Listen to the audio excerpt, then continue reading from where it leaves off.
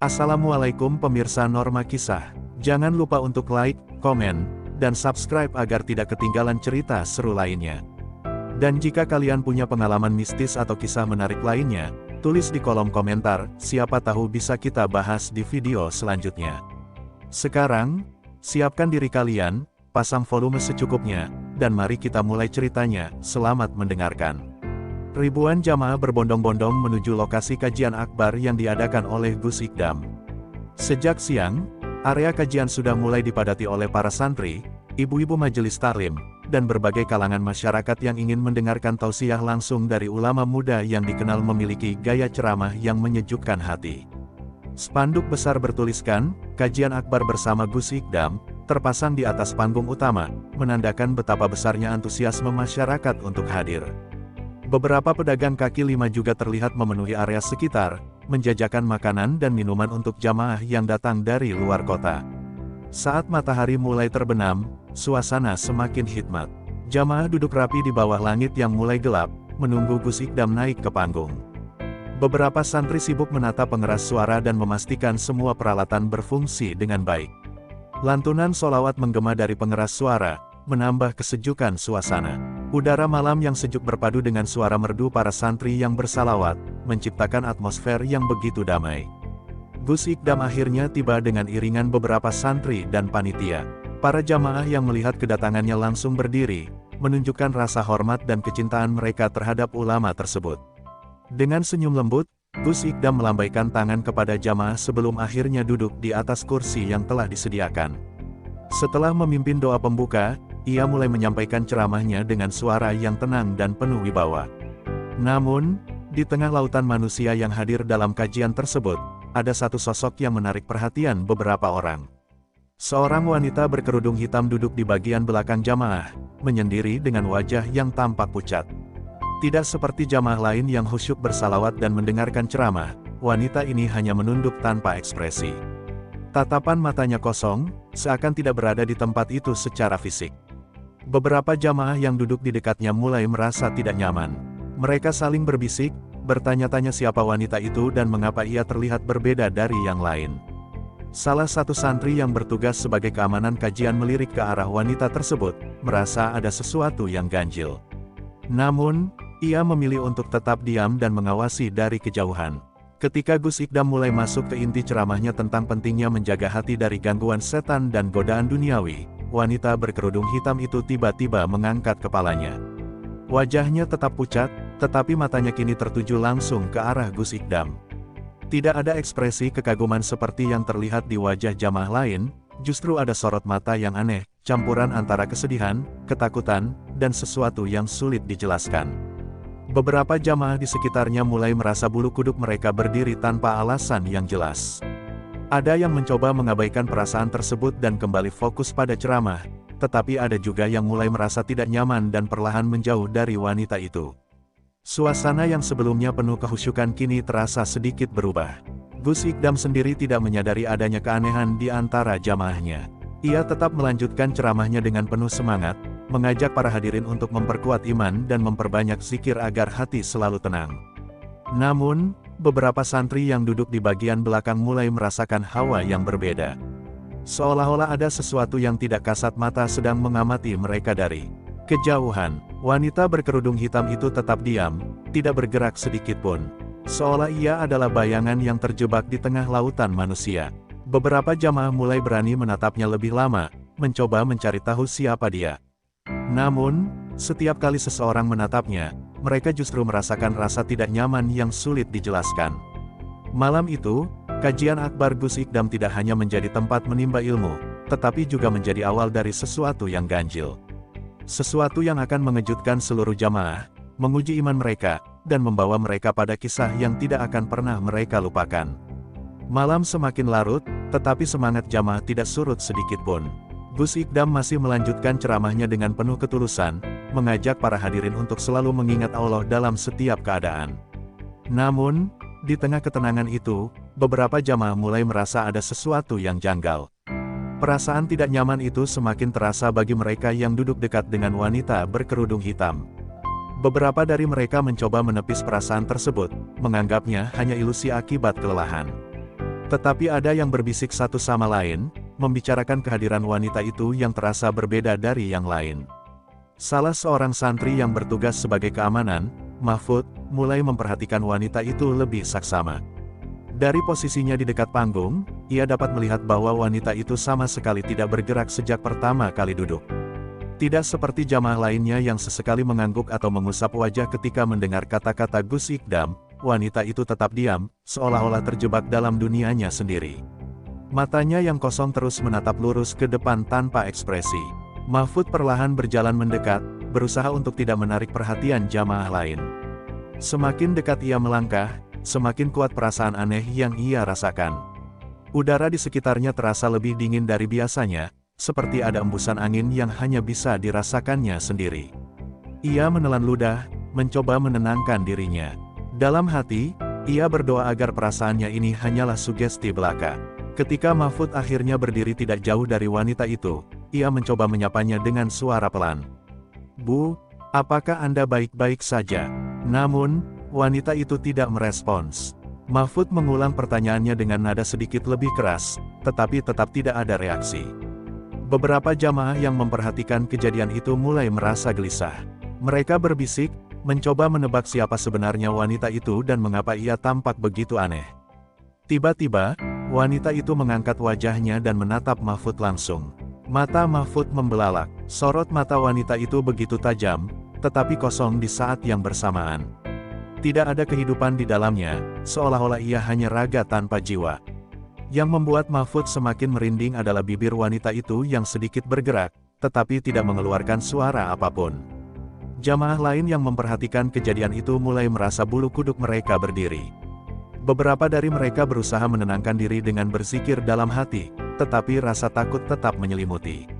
Salah seorang ibu-ibu bahkan menggenggam erat tangannya sendiri, mencoba menahan gemetar yang mulai merambat ke seluruh tubuhnya. Ada sesuatu yang tidak beres dengan wanita ini. Gus Ikdam yang masih berada di atas panggung mulai menyadari ada kegaduhan kecil di bagian belakang. Ia mengalihkan pandangannya sejenak ke arah kerumunan yang tampak gelisah. Dengan lembut, ia meminta semua jamaah untuk tetap tenang. "Tenang, saudara-saudaraku. Mari kita lanjutkan kajian ini dengan hati yang ikhlas dan penuh keimanan," ujarnya dengan suara menenangkan. Namun, sebelum ia kembali melanjutkan ceramahnya, sesuatu terjadi. Wanita itu tiba-tiba membuka mulutnya, dan dari dalam tenggorokannya keluar suara yang begitu lirih tetapi jelas terdengar di tengah kesunyian yang mendadak menyelimuti tempat itu. "Gus Ikdam," hanya itu yang diucapkannya, tetapi efeknya luar biasa. Seluruh jamaah yang mendengar suara itu merasakan getaran yang begitu kuat di dalam hati mereka. Suasana berubah tegang. Mahfud yang masih berdiri di dekat wanita itu merasa kakinya melemas. Ia melangkah mundur perlahan, merasa bahwa wanita ini bukanlah orang biasa. Para jamaah yang sebelumnya hanya sekadar merasa tidak nyaman, kini benar-benar yakin bahwa ada sesuatu yang tidak wajar terjadi. Malam yang seharusnya penuh dengan keberkahan, kini diselimuti oleh misteri yang belum terungkap. Kejadian aneh itu langsung menyebar di antara jamaah seperti angin yang bertiup kencang. Mereka saling berbisik, bertanya-tanya siapa wanita itu dan mengapa suaranya begitu menggema di tengah keheningan. Beberapa orang mulai merasa gelisah, sementara yang lain hanya bisa menatap dengan cemas. Beberapa santri mencoba membaca ayat-ayat suci dalam hati mereka, berharap ketegangan ini segera mereda. Gus Ikdam masih duduk tenang di atas panggung, tetapi raut wajahnya menunjukkan bahwa ia juga merasakan sesuatu yang tidak biasa. Ia menarik napas dalam, lalu dengan suara lembut namun tegas, ia bertanya, "Ibu, siapa nama Anda?" Suaranya menggema di antara jamaah, tetapi wanita itu tetap diam. Seorang ibu yang duduk tidak jauh dari wanita itu akhirnya memberanikan diri untuk berbicara. "Saya tadi sempat mendengar namanya, Gus. Dia bilang namanya Susana," katanya dengan suara sedikit gemetar. Nama itu terdengar begitu asing di telinga sebagian besar jamaah, tetapi ada sesuatu dalam cara wanita itu mengucapkannya yang membuat bulu kuduk siapapun yang mendengarnya berdiri. Gus Ikdam mengangguk pelan, lalu berkata dengan nada lembut, "Baik, Susana. Anda datang ke kajian ini dengan maksud apa?" Untuk pertama kalinya sejak ia duduk di sana, Susana menggerakkan tubuhnya. Ia perlahan menoleh ke arah Gus Ikdam, dan saat itu, beberapa jamaah yang duduk di dekatnya tanpa sadar mundur menjauh. Ada sesuatu dalam tatapan wanita itu yang membuat mereka merasa seolah-olah sedang berhadapan dengan sesuatu yang tidak berasal dari dunia ini. Tanpa peringatan, tubuh Susana mulai gemetar. Napasnya memburu, seperti seseorang yang sedang berjuang melawan sesuatu di dalam dirinya sendiri. Beberapa jamaah mulai panik, ada yang langsung berzikir dengan suara pelan, sementara yang lain hanya bisa menatap dengan penuh ketakutan. Susana memejamkan matanya, lalu dengan suara lirih, ia berkata, "Saya tidak datang sendiri." Perkataan itu langsung membuat suasana semakin mencekam. Jamaah saling menatap dengan bingung dan takut. Apa maksudnya? Apakah ada sesuatu yang mengikuti Susana ke tempat ini? Gus Ikdam tetap tenang, meskipun dalam hatinya ia tahu bahwa kejadian ini tidak bisa dianggap sepele. Dengan tenang, ia mengangkat tangan, meminta semua jamaah untuk tetap tenang dan tidak panik. Beberapa santri yang bertugas sebagai keamanan mulai bergerak ke arah Susana, tetapi sebelum mereka bisa mendekat, wanita itu tiba-tiba mengangkat kepalanya dan menatap langit. Matanya yang sebelumnya kosong kini berubah menjadi sorot yang tajam dan gelap. Angin malam yang tadinya sejuk kini terasa lebih dingin, seolah-olah ada sesuatu yang menguasai udara di sekitar mereka. Tiba-tiba, terdengar suara tawa kecil dari bibir Susana. Namun, tawa itu bukanlah suara tawa biasa. Ada nada seram dan tidak wajar di dalamnya, seolah-olah suara itu berasal dari lebih dari satu orang. Jamaah yang mendengarnya langsung merasa merinding. Beberapa orang mulai beranjak pergi, tetapi yang lain tetap bertahan, ingin melihat apa yang sebenarnya terjadi. Gus Ikdam menatap Susana dengan mata penuh keteguhan. Ia tahu, ini bukan sekadar fenomena biasa. Ada sesuatu yang harus dihadapi malam ini, sesuatu yang datang untuk menguji iman semua orang yang hadir. Dengan penuh keyakinan, ia mulai membaca ayat-ayat suci, berharap dapat meredakan gejolak yang tengah terjadi di depan matanya. Gus Ikdam tetap tenang di tengah ketegangan yang semakin memuncak. Tangannya perlahan terangkat, dan dengan suara lembut namun penuh kekuatan, ia mulai melantunkan ayat-ayat suci Al-Quran. Suaranya menggema di tengah jamaah yang kini diam, menunggu dengan penuh harap agar ketegangan ini segera mereda. Beberapa jamaah yang sejak tadi merasa takut mulai mengikuti bacaan Gus Ikdam dalam hati, mengharap perlindungan dari Allah. Namun, sesuatu yang aneh terjadi. Begitu lantunan doa itu mulai mengalun, tubuh Susana semakin bergetar hebat. Matanya yang tadinya tajam kini tertutup rapat, dan dari mulutnya keluar suara rintihan yang menyayat hati. Ia menggenggam kepalanya, seolah ada sesuatu yang menyakitinya dari dalam. Para jamaah yang melihat ini semakin yakin bahwa ada sesuatu yang tidak biasa dalam diri wanita itu. Allahu Akbar, la ilaha illallah, suara Gus Ikdam semakin menguat, dan para santri ikut mengucapkan takbir bersamanya. Suara takbir itu bergema di seluruh lapangan, menciptakan suasana yang penuh kehusyukan sekaligus ketegangan. Namun, semakin keras mereka bertakbir, semakin kuat pula reaksi Susana. Tubuhnya yang kurus mulai bergerak gelisah, dan napasnya tersengal-sengal. Tiba-tiba, dari bibir Susana keluar suara yang tidak seperti miliknya. Suara itu dalam, berat, dan terdengar seperti berasal dari sosok lain yang bersembunyi di dalam tubuhnya. "Hentikan, jangan teruskan." Suara itu menggelegar, membuat beberapa jamaah terperanjat. Beberapa ibu-ibu langsung merapatkan diri, saling berpegangan tangan untuk menenangkan diri. Gus Ikdam tetap berdiri teguh. Ia tidak terkejut dengan fenomena ini, karena ia sudah sering menghadapi hal serupa dalam berbagai kajian yang dihadirinya. Dengan suara yang lebih lembut namun tetap penuh wibawa, ia berkata, "Siapa yang berbicara? Jika engkau bukan Susana, maka katakan siapa dirimu." Para jamaah menahan napas, menunggu jawaban dari makhluk yang kini berbicara melalui tubuh wanita itu. Susana terdiam beberapa detik, tubuhnya masih bergetar, tetapi perlahan suaranya kembali terdengar. "Aku sudah lama berada di sini, aku tidak bisa pergi. Aku terikat pada tempat ini." Suara itu terdengar penuh penderitaan, seolah berasal dari sosok yang telah lama terjebak dalam keadaan yang menyiksa. Jamaah mulai berbisik-bisik, mencoba memahami apa yang sebenarnya terjadi. Beberapa orang mulai menunduk, berdoa agar mereka tidak terkena dampak dari kejadian ini. Namun, Gus Ikdam tetap fokus. "Kau terikat di tempat ini karena apa? Apa yang membuatmu bertahan di dunia ini?" tanyanya lagi. Tiba-tiba, Susana mengangkat wajahnya, dan matanya yang kosong kini dipenuhi dengan kesedihan. "Dulu, aku meninggal di tempat ini, tapi aku tidak bisa pergi. Aku ingin pulang." Suaranya melemah, dan tubuhnya mulai melemas. Para jamaah yang mendengar pengakuan ini semakin merasa ngeri. Gus Ikdam lalu menghela napas panjang. Ia tahu bahwa jiwa yang terperangkap seperti ini membutuhkan pertolongan, dan satu-satunya cara untuk membebaskannya adalah dengan doa dan keikhlasan. Dengan penuh kasih, ia mulai membaca doa khusus, meminta agar Allah mengampuni dan membebaskan arwah yang masih terikat di dunia. Para jamaah yang mendengar pun ikut mengaminkan, berharap agar kejadian ini segera berakhir dengan damai.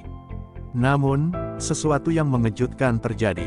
Begitu Gus Ikdam mengucapkan doa terakhirnya, tubuh Susana tiba-tiba tersentak, seolah ada kekuatan besar yang sedang berusaha menariknya. Mata wanita itu terbelalak, dan dari bibirnya keluar suara jeritan panjang yang membuat bulu kuduk siapapun yang mendengarnya berdiri. Jamaah yang duduk di dekatnya langsung mundur ketakutan, sementara beberapa santri berusaha tetap tenang. Angin tiba-tiba bertiup kencang, membuat dedaunan di sekitar lapangan bergetar. Lampu-lampu yang menerangi tempat itu mulai berkedip-kedip, seolah ada energi lain yang mengganggu keseimbangannya. Beberapa ibu-ibu langsung menangis ketakutan, sementara yang lain merapatkan diri, berusaha mencari perlindungan. Susana mulai meracau dalam bahasa yang tidak dimengerti. Kata-kata yang keluar dari mulutnya terdengar seperti gumaman kuno yang tidak berasal dari bahasa manusia biasa. Beberapa orang yang paham ilmu spiritual langsung menyadari bahwa ini bukan sekadar arwah gentayangan, tetapi ada sesuatu yang lebih kuat yang tengah menguasai tubuh wanita itu. Melihat situasi semakin memburuk, Gus Ikdam kembali mengangkat tangan dan membaca ayat-ayat suci dengan lebih keras. A'udzubillahi minasyaitonirrajim. La ilaha illallah. Muhammadur Rasulullah. Suaranya menggema di seluruh tempat, menciptakan suasana yang penuh ketegangan sekaligus harapan. Tiba-tiba, tubuh Susana kembali tersentak, lalu ia mulai menangis dengan suara yang memilukan. Tolong aku tidak ingin berada di sini lagi. Aku ingin pulang, ucapnya dengan nada yang penuh kepedihan. Para jamaah yang melihatnya ikut merasa iba, meskipun mereka masih diliputi ketakutan. Gus Ikdam menatap Susana dengan penuh iba. Kau ingin pulang, pulanglah dalam damai. Allah Maha Pengampun, dan jika kau meminta ampunannya dengan tulus, maka Dia akan menerimamu, ucapnya dengan suara lembut namun penuh keyakinan. Perlahan, tubuh Susana mulai melemas. Napasnya yang tadinya memburu kini mulai teratur kembali. Matanya yang kosong mulai menunjukkan tanda-tanda kehidupan. Beberapa santri yang melihat perubahan ini mulai merasa lega, tetapi mereka tetap waspada, takut jika ada sesuatu yang tiba-tiba terjadi lagi. Dalam keheningan yang tiba-tiba menyelimuti tempat itu, Susana menatap Gus Ikdam dengan mata yang penuh rasa syukur. Terima kasih telah membantuku, suaranya nyaris seperti bisikan, tetapi cukup untuk membuat para jamaah yang mendengarnya merasa tersentuh. Tiba-tiba, angin yang sejak tadi bertiup kencang mulai mereda. Lampu-lampu yang sebelumnya berkedip kembali stabil. Suasana yang tadinya penuh ketegangan kini berubah menjadi keheningan yang damai. Para jamaah yang sejak tadi ketakutan kini mulai bernapas lega. Beberapa dari mereka mengusap wajah mereka, seolah baru saja terbangun dari mimpi buruk yang panjang. Gus Ikdam tersenyum kecil. Ia tahu bahwa kejadian ini adalah ujian iman bagi semua yang hadir. Dengan penuh kebijaksanaan, ia berkata, mari kita semua berdoa untuk arwah yang masih tersesat, agar mereka mendapat ketenangan dan diterima di sisi Allah. Para jamaah serentak mengamini, dan malam itu berakhir dengan lantunan doa yang penuh harapan dan keikhlasan. Bab 6, Misteri yang belum usai. Meskipun suasana sudah mulai tenang, beberapa jamaah masih merasa ada sesuatu yang mengganjal. Beberapa santri berbisik di antara mereka, mencoba memahami kejadian yang baru saja berlangsung.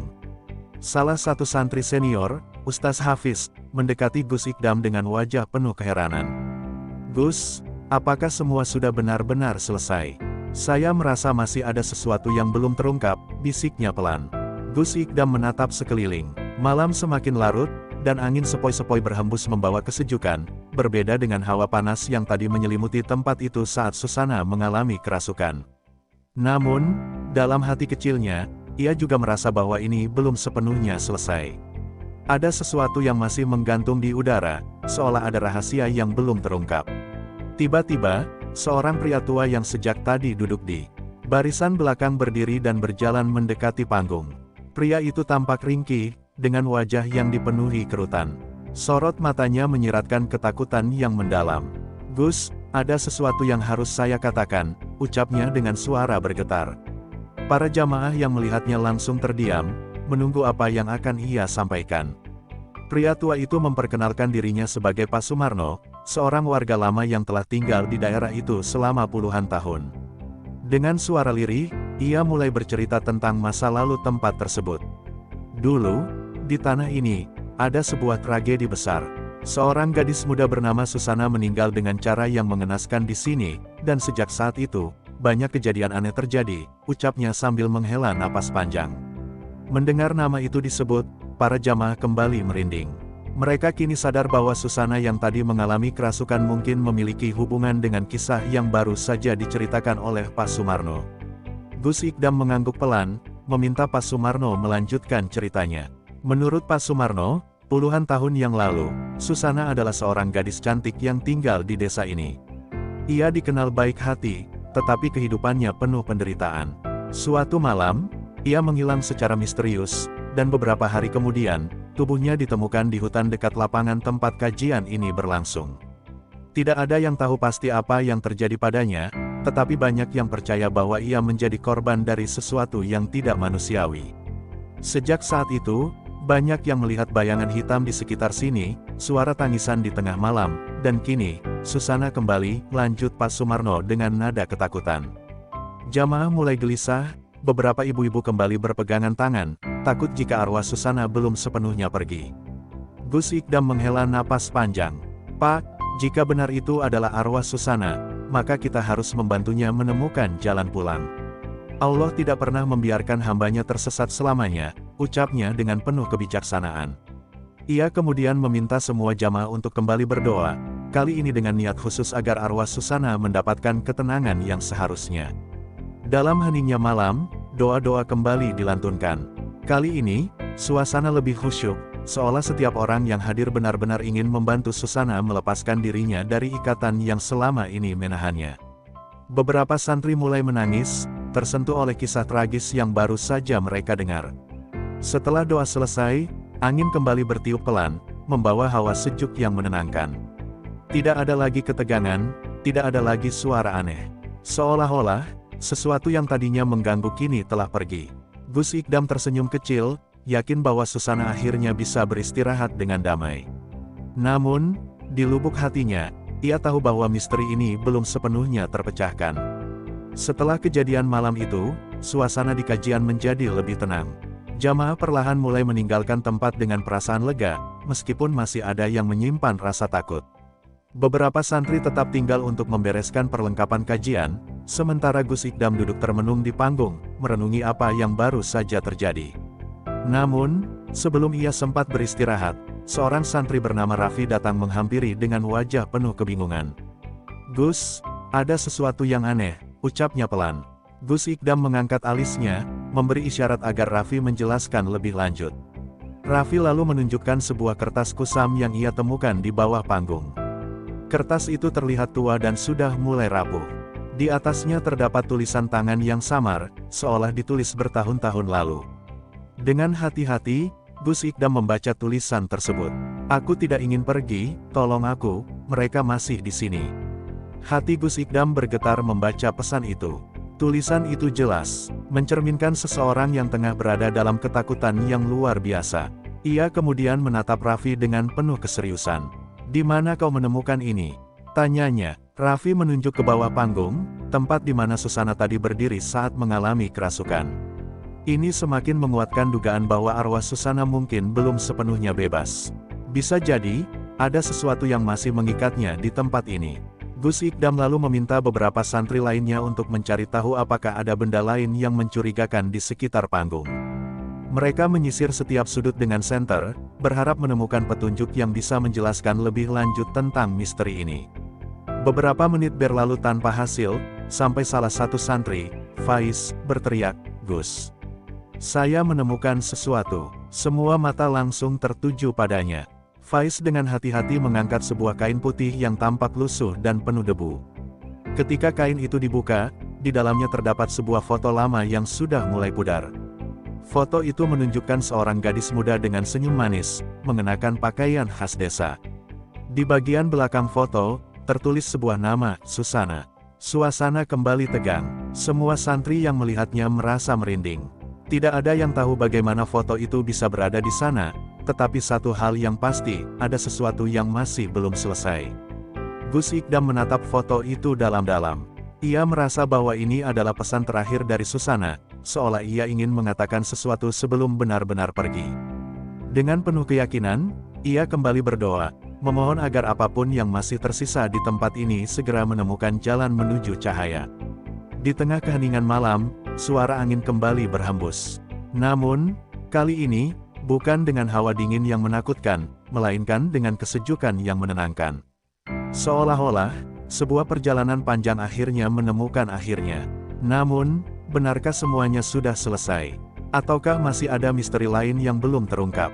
Meskipun kajian akbar telah usai dan sebagian besar jamaah sudah pulang, beberapa santri tetap berada di lokasi, membantu membereskan perlengkapan. Gus Ikdam masih duduk termenung di atas panggung, memandangi foto Susana yang baru saja ditemukan. Ada sesuatu dalam tatapan gadis di foto itu yang membuatnya merasa bahwa misteri ini belum sepenuhnya terungkap. Malam semakin larut, dan hanya sedikit cahaya yang tersisa dari lampu-lampu sekitar lapangan. Beberapa santri mulai merasa kelelahan dan bersiap untuk pulang ke pesantren. Namun, sebelum mereka sempat melangkah pergi, terdengar suara samar yang berbisik di antara desir angin malam. "Tolong aku!" Gus Ikdam dan para santri yang mendengar suara itu langsung terdiam. Mereka saling berpandangan, memastikan bahwa mereka tidak berhalusinasi. Suara itu begitu pelan, hampir seperti bisikan angin, tetapi ada nuansa kepedihan yang mendalam di dalamnya. Dengan penuh kehati-hatian, Gus Ikdam berdiri dan mengarahkan pandangannya ke sekitar lapangan. Pada awalnya, tidak ada yang aneh. Namun, ketika ia menoleh ke arah sudut gelap di dekat pohon besar, matanya menangkap sesuatu, bayangan hitam yang tampak bergerak perlahan, hampir tidak terlihat oleh mata biasa. "Semuanya tetap di tempat, jangan panik," ucap Gus Ikdam pelan, mencoba menenangkan para santri yang kini mulai berbisik ketakutan. Ia lalu melangkah mendekati bayangan itu, hatinya dipenuhi keyakinan bahwa ini adalah bagian dari misteri yang belum terselesaikan. Saat jaraknya semakin dekat, bayangan itu tiba-tiba bergerak dengan cepat dan menghilang ke dalam kegelapan. Seketika, angin bertiup lebih kencang, membuat ranting-ranting pohon bergoyang dengan suara gemerisik yang menyeramkan. Beberapa santri mundur ketakutan, tetapi Gus Ikdam tetap berdiri tegak, memegang tasbih di tangannya. "Jika ini memang arwah Susana, aku ingin kau bicara, apa yang sebenarnya terjadi padamu?" ucap Gus Ikdam dengan tenang. Tidak ada jawaban, hanya kesunyian yang menyelimuti. Namun, tiba-tiba, foto yang tadi ia genggam terasa semakin dingin, hampir seperti es. Gus Ikdam menyadari bahwa ada sesuatu yang mencoba berkomunikasi dengannya, tetapi dengan cara yang berbeda. "Ini belum selesai," gumamnya. Setelah kejadian di lapangan, Gus Ikdam dan para santri kembali ke pesantren. Namun, rasa penasaran masih menyelimuti mereka. Apa sebenarnya yang terjadi pada Susana? Mengapa arwahnya masih berkeliaran di tempat itu? Malam itu, Gus Ikdam memutuskan untuk mencari tahu lebih dalam. Ia mengundang Pak Sumarno ke pesantren, berharap lelaki tua itu bisa memberikan lebih banyak informasi. Dengan wajah serius, ia bertanya, "Pak Sumarno, apakah ada hal lain yang belum Bapak ceritakan tentang Susana?" Pak Sumarno menghela napas panjang, lalu menatap Gus Ikdam dengan mata yang terlihat lelah. "Ada sesuatu yang belum sempat saya katakan, Gus. Susana bukan hanya meninggal di hutan, dia dibunuh." Kata-kata itu membuat ruangan terasa semakin sunyi. Para santri yang mendengarnya terkejut. "Dibunuh? Oleh siapa?" tanya Gus Ikdam, suaranya penuh ketegangan. Pak Sumarno mengangguk pelan. "Dulu, ada seorang pria di desa ini yang tergila-gila pada Susana. Namun, Susana menolaknya. Pria itu tidak terima, dan suatu malam, ia menyeret Susana ke dalam hutan. Beberapa hari kemudian, tubuh Susana ditemukan dalam kondisi mengenaskan." Gus Ikdam menghela napas berat. Kini semuanya mulai masuk akal. Arwah Susana tidak bisa tenang karena kematiannya bukan kematian biasa, ia menjadi korban kejahatan yang mungkin belum pernah terungkap. "Tapi siapa pria itu?" tanya salah satu santri. Pak Sumarno tampak ragu-ragu sebelum akhirnya berkata, "Ia sudah lama pergi dari desa ini, menghilang tanpa jejak setelah kejadian itu." Mendengar hal itu, Gus Ikdam berpikir keras. Jika pria itu masih hidup, mungkin ia masih membawa dosa besar yang belum ia pertanggungjawabkan. Dan jika benar demikian, maka arwah Susana masih menunggu keadilan yang belum datang. Malam semakin larut, dan rasa penasaran semakin membebani hati Gus Ikdam. Ia sadar bahwa tugasnya belum selesai. Ia harus menemukan cara untuk mengungkap kebenaran dan membantu arwah Susana menemukan ketenangan yang ia cari selama ini.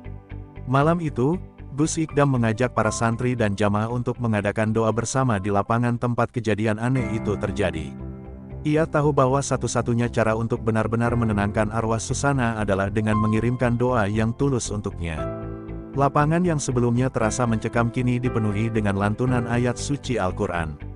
Jamaah yang hadir memejamkan mata, khusyuk dalam doa, memohon agar Susana diberi ketenangan di alam sana. Saat doa-doa dipanjatkan, angin malam kembali berhembus. Namun, kali ini, bukan dengan hawa dingin yang menyeramkan, melainkan dengan kesejukan yang menenangkan. Gus Ikdam merasakan ada sesuatu yang berubah. Seolah-olah, ada beban yang terangkat dari udara. Tiba-tiba, di tengah kehusyukan, salah satu santri, Faiz, melihat sesuatu di kejauhan.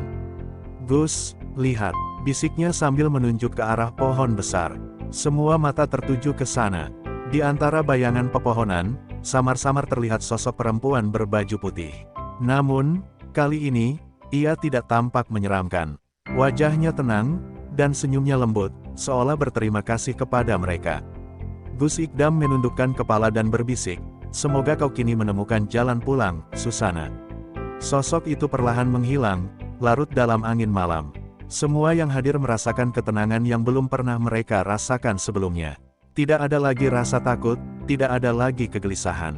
Hanya kedamaian yang tersisa. Ketika doa berakhir, Gus Ikdam mengajak semua orang untuk mengambil hikmah dari kejadian ini.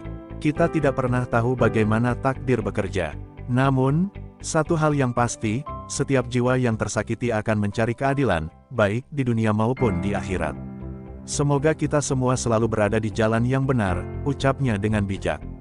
Jamaah meninggalkan lapangan dengan hati yang lebih tenang. Malam itu menjadi malam yang tidak akan mereka lupakan, bukan hanya karena kejadian aneh yang mereka alami, tetapi juga karena mereka telah menyaksikan bagaimana doa bisa menjadi jembatan antara dunia nyata dan dunia yang tak kasat mata. Dan bagi Gus Ikdam, ini bukan hanya sekadar pengalaman biasa. Ini adalah pengingat bahwa dunia ini penuh misteri, dan bahwa keadilan Tuhan selalu bekerja dengan caranya sendiri. Malam itu berakhir dengan kedamaian, dan untuk pertama kalinya setelah bertahun-tahun, lapangan itu terasa benar-benar sunyi. Namun kali ini, bukan karena ketakutan, melainkan karena arwah yang selama ini tersesat akhirnya telah menemukan jalan pulang. Terima kasih sudah menonton sampai akhir kisah fiktif ini.